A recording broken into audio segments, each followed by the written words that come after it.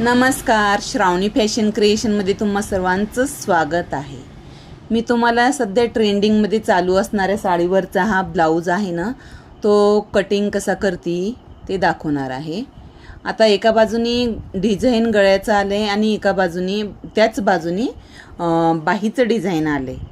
आणि अशा वेळेस मोठी बाही काढायची किंवा पफ बाही काढायची म्हणजे कठीणच होतं आहे, बसत नाही. बघा कसं कमी जास्त पडतंय की नाही कापड. बघा पाठीच्या बाजूला कमी पडतंय, दिसतंय का.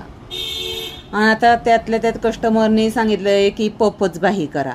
मग आता काय करायचं, बसत तर नव्हती. मग मी काय केलंय, पाठीच्या भागाला फिटिंगच्या बाजूनी आहे ना तिथं जॉईंट मारणार आहे, तो जाईल फिटिंगला.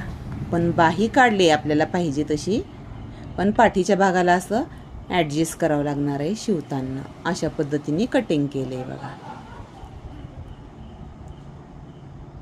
पाठीच्या भागाला जॉईंट मारायचा, त्याच्यानंतर बाकीचे पार्ट नेहमीप्रमाणे आपले कटिंग